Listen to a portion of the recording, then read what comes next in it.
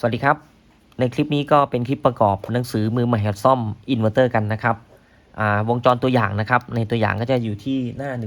114นะครับเจ้าตัวบอร์ดนี้นะครับเป็นบอร์ดที่ใช้สำหรับในการทดสอบแผงตั้งอินเวอร์เตอร์หรือว่าโมดูลเพียวไซเวฟที่เห็นอยู่ในรูปตรงนี้นะครับตรงนี้ก็จะมียี่ห้อของตัวนี้เป็น EGS นะครับเป็นบอร์ด EGS นะตรงนี้จะเป็นยี่ห้อของ TPE นะครับประมาณนี้นะแล้วตัวนี้ก็จะเป็นยี่ห้อของโซเอ๋อนะครับทั้ง3ตัวนี้ทั้ง3บอร์ดนี้จะเป็นบอร์ดโมดูลแผงตั้งหรือว่าโมดูลเพียวไซเวฟนะครับแผงตั้งอินเวอร์เตอร์ก็ได้นะครับถ้าเราจะเรียกกันนะโดยประมาณนี้นะครับแล้วก็ในบอร์ดนี้ยังมีความสามารถในการทดสอบเจ้าแผงตั้งคอนเวอร์เตอร์นะครับตัวนี้เป็นยี่ห้อของ TBE นะครับแล้วก็ยี่ห้อของโซเอ๋อก็ได้นะครับอันนี้ผมมีแค่ยี่ห้อเดียวนะครับก็จะเป็นบอร์ด12โวลต์แล้วก็24โวลต์นะครับก็สำหรับการทดสอบนะหลังจากที่ใครประกอบบอร์ดขึ้นมาเรียบร้อยแล้วเนี่ยครับถ้าเห็นอยู่ในคลิปหรือว่าอยู่ในหนังสือเนี่ยก็จะเป็นตัวนี้นะครับผมก็จะนำเสนอด้วยตัวนี้นะครับเพราะว่าตอนที่ทำหนังสือนี่ก็ยังไม่ได้ผลิตบอร์ดนี้ออกมานะครับแต่ทุกอย่างเป็นวงจรเดียวกันลักษณะเหมือนกันนะครับตัวนี้ก็จะเป็นต้นแบบนะบอร์ดตัวนี้ก็จะมีความสามารถในส่วนของการโปรเทคนะครับถ้าเกิด IC ช็อตเสียหายก็จะมีไฟLED ไฟหลอดไฟตรงนี้ติดขึ้นมานะครับติดสว่างขึ้นมาตัวนี้ก็เป็นเหมือนกับตัวกันระเบิดตัวปลั๊กกันระเบิดเท่านั้นเองนะครับบอร์ดนี้จะใช้ไฟ24โวลต์นะครับในการป้อนเข้ามาหรือว่าเราจะใช้มากกว่า12โวลต์ขึ้นไปได้นะครับ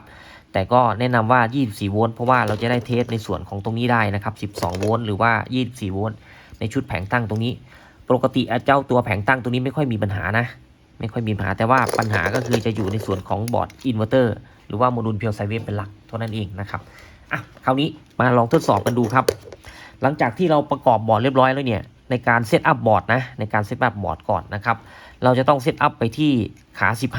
15อันนี้ขา13 14 15นะครับขา15นะจิ้มลงไปตรงนี้ก่อนนะครับแล้วก็เปิดขึ้นมานะครับเปิดนะ3 2 1ตรงนี้จะเป็นไฟ24โวลต์นะครับเป็นไฟลบไฟบวกตรงนี้นะเป็นเทอร์มินอลอยู่ตรงนี้นะครับแล้วก็จะมี IC 7812 7805นะครับสถานะอันนี้เป็นสถานะไฟเข้าของ IC 7805นะครับก็คือถ้าตัวนี้ติดก็แสดงว่าทุกอย่างปกติเรียบร้อยนะครับสวิตช์ตรงนี้จะเป็นสวิตช์เลือก24โวลต์กับ12โวลต์ในการทดสอบบอร์ดไอเล็กๆตัวนี้นะครับไอบอร์ดคอนเวอร์เตอร์ตรงนี้นะแผงตั้งคอนเวอร์เตอร์นะครับก็จะเป็น LED ชุดนี้นะครับแล้วก็ LED ชุดนี้ก็จะทดสอบบอร์ดโมดูลเพียวไซเวฟตรงนี้นะครับชุดนี้นะคราวนี้ตรงที่เห็นในมิเตอร์ตรงนี้ก็คือเป็นสัญญาณ VFB นะครับมีแรงดันป้อนกลับนะครับถ้าเป็นบอร์ด EGS 002เนี่ยจะต้องมีแรงดันป้อนกลับเข้าที่ขานี้นะครับขาของ EGS นะเปิดในหนังสือดูนะครับจะต้องมีแรงดันประมาณสัก3โวลต์ป้อนเข้ามาถ้าไม่มีแรงดันป้อนเข้ามาไอ้บอร์ดตัวนี้จะจ่ายสัญญาณพันแป๊บหนึ่งแล้วก็จะตัดดับไปนะครับแล้วก็จะเป็นกระพริบลักษณะนี้นะครับโดยประมาณนี้นะก็ประกอบเสร็จเรียบร้อยนะครับเราก็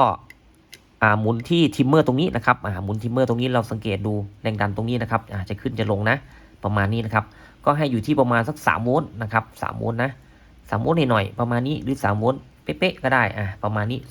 3.3โวลต์นะครับประมาณนี้นะที่ผมปล่อยเข้าไปนะครับเอาขึ้นอีกนิดนึงประมาณนี้นะครับตอนนี้บอร์ดพร้อมใช้งานแล้วนะครับพร้อมใช้งานแล้วนะปิด1รอบนะคราวนี้เราจะต้องทำเครื่องหมายบอร์ดนะครับจากขาที่1จนมาถึงขาที่13ตรงนี้นะครับด้านนี้นะเราก็ขีดเข้าไปนะครับตรงนี้หมายความว่าคือกราวนะคือกราวด้านซ้ายมือจะเป็นไฟ12โวลต์ด้านขวามือจะเป็นไฟบวก5โวลต์นะครับทำไมต้องทำสัญลักษณ์ตรงนี้ไว้นะครับเพราะว่าบอร์ดเนี่ยเขาจะมี3บอร์ดนะเขาจะมี3บอร์ด3ยี่ห้อเพราะฉะนั้นตัว3ยี่ห้อเนี่ยสิ่งที่เขาตรงกันก็คือทุกขาจะไม่ตรงกันแต่ว่าสิ่งที่ตรงกันก็คือถ้าเราจับเลื่อนไฟบวกไฟลบให้ตรงกันเนี่ยตรงนี้ก็จะตรงกันทุกยี่ห้อครับตรงนี้ที่ผมทำเครื่องหมายไว้อันนี้คือกราวนะด้านนี้คือ12โวลต์ด้านนี้คือ5โวลต์อันนี้เหมือนกันอันนี้เป็น EGS นะครับ EGS อาจจะไม่ครบนะตรงนี้ผมตัดขาวไปนะตรงนี้ก็จะเป็นไฟกราวอยู่ตรงนี้บวก5โวลต์บวก12โวลต์อยู่ตรงนี้นอกนั้นขาเขาจะตรงกันหมดนะครับของตัวซูเออร์นี่เหมือนกันนะครับอันนี้ก็กราวอันนี้บวก12โวลต์อันนี้บวก5โวลต์ครับเพราะทุกอย่างตรงกันหมดแล้วก็เทสได้เลยครับประมาณนี้นะเพราะฉะนั้นเลยต้องยึดขานี้เป็นหลักนะครับก็ทำเครื่องหมายไว้ลองดูครับตรงนี้คือไฟ ปกตินะคือบอร์ดที่ทำงานได้สมบูรณ์แบบนะครับถ้าเป็นบอร์ดEGS นะครับ EGS เลื่อนมา1อันนะครับเลื่อนมา1พินนะตรงนี้นะครับก็จะตรงกันตรงนี้นะครับเปิดนะคราวนี้ถ้าบอร์ดนี้ติดนะครับถ้า LED ติดทั้ง4ดวงถือว่าบอร์ดนี้สมบูรณ์แบบ 100% เท่านั้นเองนะครับ3 2 1เปิดแล้วนะสมบูรณ์นะครับนี่สมบูรณ์นะเราลองใช้ออสซิลโสโคปวัดสัญญาณนะครับตัวนี้นะเปิดขึ้นมานะครับเลือกมาที่ออสซิลโสโคปนะครับกดโอเคจากนั้นใช้กราวครับกราวของระบบก็คือกราวลบตรงนี้นะครับต่อเข้าไปเขาจะมีจุดเทสพอยต์นะจุดเทสพอยต์ถ้าบอร์ดต้นแบบก็จุดตรงนี้ครับจุดเทสพอยต์ก็จะอยู่ในส่วนของตรงนี้นะเทสพอยต์นะครับหลักนะไอ้หลักเทสพอยต์นะจิ้มเข้าไปเลยครับประมาณนี้ออสซิลโสโคปเรากดที่ออโต้นะครับปุ่มนี้นะออโต้นะปึ๊ดเข้าไป1ครั้งรอครับคราวนี้รอแป๊บนึงเขาก็จะหาสัญญาณให้ขึ้นมาแล้วนะครับสัญญาณมีเรียบร้อยนะสัญญาณมีนะครับเนี่ยสัญญาณมีนะคอมเมนต์นิดนึงในส่วนของบอร์ด EGS เนี่ยผมไม่แน่ใจว่าในบอร์ดนี้เขาผลิตสัญญาณอะไรออกมายังไงนะครับเพราะว่าเทสจากบอร์ดนี้จะเป็นสัญญาณ50 เฮิรตซ์ทั้งหมดเลยนะครับแต่จริงๆแล้ว EGS เนี่ยเขาจะผลิตสัญญาณออกมาก็คือจะผลิตสัญญาณออกมา2สัญญาณก็คือ22 กิโลเฮิรตซ์ด้านนี้แล้วก็22 กิโลเฮิรตซ์ด้านนี้นะครับแล้วก็50 เฮิรตซ์ด้านนี้นะครับแต่ด้วยบอร์ดตรงนี้อาจจะไม่สมบูรณ์นะครับแต่ว่าถามว่าทดสอบอย่างนี้แล้วใช้ได้ครับเอาไ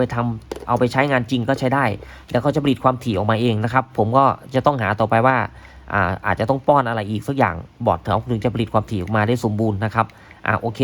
อันนี้ถือว่าบอร์ดนี้สมบูรณ์นะครับตัวสมบูรณ์เป็นอย่างนี้นะปิดไฟ1 รอบนะครับปิดก่อนนะคราวนี้มาดูบอร์ดที่ของ TBE บ้างนะครับ TBE นี่ก็เลื่อนมาครับเลื่อนมาด้านนี้คราวนี้เลื่อนออกมาด้านนี้ให้ขาที่1อยู่ด้านซ้ายมือนะครับเลื่อนออกมานิดนึงนะครับเรียบร้อยนะพอเสียบเข้าไปแล้วนะครับมี LED ติดอยู่กี่ดวงลองดูนะครับปิดก่อนนะปิดก่อนนะครับลองดูครับเปิดนะ3 2 1ติด2 ดวงนะครับบอร์ดนี้ไม่สมบูรณ์นะทำงานได้แค่22 กิโลเฮิรตซ์นะครับแต่ถ้าเป็น TBE นะคราวนี้ลองดูครับปึ๊ดเข้าไปตัวนี้สัญญาณออกนะครับเนี่ยสัญญาณออกนะเป็นสัญญาณ22 กิโลเฮิรตซ์ครับถ้าเป็น EGS เนี่ยออก50 เฮิรตซ์แต่ก็ไม่เป็นไรใช้งานได้นะครับตรงนี้ไม่ออกนะถ้า LED ตรงนี้ติดนะครับแสดงว่าบอร์ดนี้ทำงานได้ส่วนนั้นนะครับอันนี้ไม่สมบูรณ์ 100% นะครับมีบอร์ดนี้จะ 100% นะในการทดสอบพวกนี้นะครับใช้งานได้นะครับแล้วเราสามารถใช้ออสซิลโสโคปเช็คได้เลยครับเช็คตรงนี้สัญญาณจะเข้าขา12นะเนี่ยครับขา12 50 เฮิรตซ์นะเนี่ยสัญญาณเขาปล่อยมาขา14ตรงนี้นะครับขา14นะขา14ขา12นะครับเนี่ยอันนี้ใช้งานของตัว MCU หรือว่าตัว EG8010 ได้นะครับปล่อยสัญญาณมาแต่ว่าไดเสียครับเราก็ทดสอบได้ง่ายๆด้วยวิธีนี้นะครับปิด1 รอบครับปิดแล้วนะโอเคอันนี้ทดสอบแล้วนะครับอันนี้ทดสอบแล้วต่อไปครับต่อไปจะเป็น2 ตัวนี้2 ตัวนี้เราไม่รู้ว่าตัวไหน IC ช็อตไม่ช็อตครับคราวนี้ลองดูครับคราวนี้ลองดูนะก็เสียบเข้าไปนะครับเลื่อนมา1 แถวตรงนี้นะครับเปิดเลยนะครับ3 2 1เปิดมา IC ไม่ช็อตครับถ้า IC ช็อตตัวนี้จะแดงสว่างนะครับจะติดเลยนะลองดูครับเราเช็คสัญญาณว่าใช้ได้ไหมขา14เนี่ยครับ14นะแล้วก็12เนี่ยครับถ้ามีบอร์ดนี้จะช่วยให้ทำงานง่ายขึ้น14 12โอเคอันนี้ MCU ใช้ได้แล้วก็เปลี่ยนแต่ไดเข้าไปนะครับปิดนะผ่านไปนะครับคราวนี้มาบอร์ด EGS 002 บ้างนะครับอาการยอดฮิตของบอร์ด EGS 002 ก็คือ MCU จะช็อตนะครับไดก็จะเสียไดก็จะช็อตด้วยคราวนี้เรามาดูครับบอร์ดนี้จะเป็นยังไงลองใช้งานนะถ้าเปิดปั๊บหลอดติดนะครับก็คือ MCU ช็อตนะ3 2 1เนี่ยครับ MCU ช็อตตัวนี้เราก็ต้องรีบปิดถ้าใช้บอร์ดนี้เราก็รีบปิดนะครับเพราะเราจะเซฟไอ้2ตัวนี้นะครับถ้าไม่มีตัวนี้แล้วต่อตรงเข้าไปเลยนี่ตัวนี้จะพังครับเนี่ยลักษณะบอร์ดนี้นะอันนี้บอร์ดต้นแบบเขาต่อตรงมานะครับก็พังนะ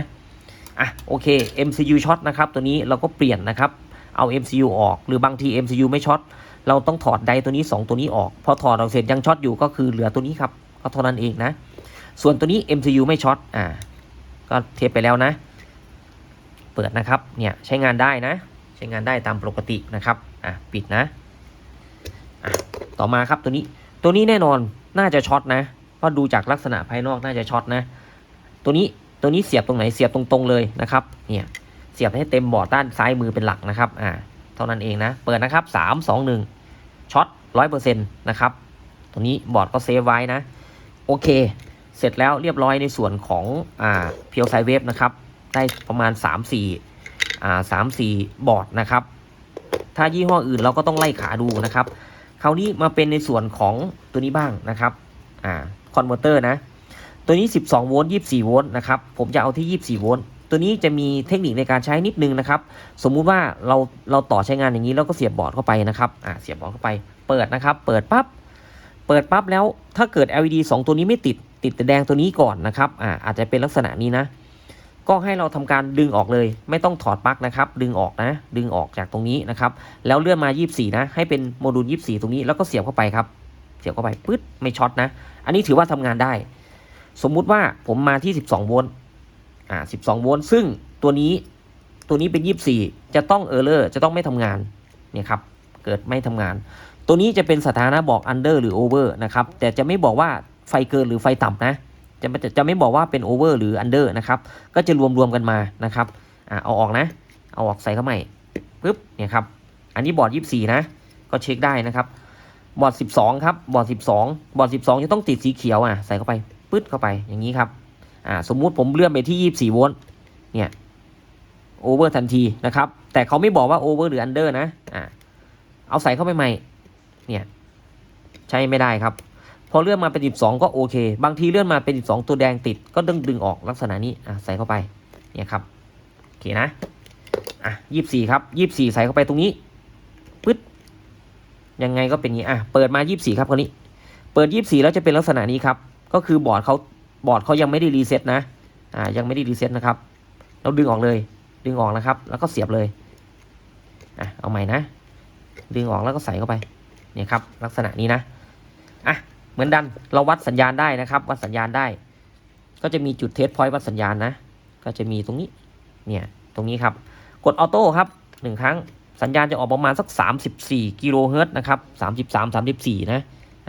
ใช้งานได้นะครับโอเคถ้าเป็นมิเตอร์คราวนี้มิเตอร์กระแสตรงนะครับเราก็วัดได้เลย5โวลต์ประมาณ5โวลต์กระแสสลับก็วัดได้นะครับเนี่ยประมาณนี้นะเนี่ยกระแสสลับกระแสตรงเราก็วัดไปครับประมาณนี้นะถ้าใช้ทั้ง2หล่าได้ไหมทั้ง2บอร์ดนะครับพร้อมกันนี่นะต่อให้ใช้งานได้ปึ๊ดเนี่ยครับเรียบร้อยนะใช้มิเตอร์ครับมิเตอร์5โวลต์5โวลต์5โวลต์6โวลต์นะครับกระแสสลับได้ไหมเนี่ยครับใครถนัดใครชำนาญก็ใช้ไปนะครับแบบไหนก็ใช้ไปนะโอเคสโคปนะครับเนี่ยสโคปนะเนี่ยอันนี้สัญญาณเขาไม่ได้ปรับออโต้นะแล้วก็เช็คออโต้ไปนะครับประมาณนี้ครับประมาณนี้นะโอเคนะครับก็ส่วนมากเราจะไม่ทดสอบพร้อมกันนะอันนี้ก็สามารถทดสอบพร้อมกันได้โอเคครับสำหรับบอร์ดนี้ก็ใครมีหนังสือก็ตรวจสอบดูจะมีวงจรให้นะครับแล้วก็ลองทดสอบการใช้งานนะครับ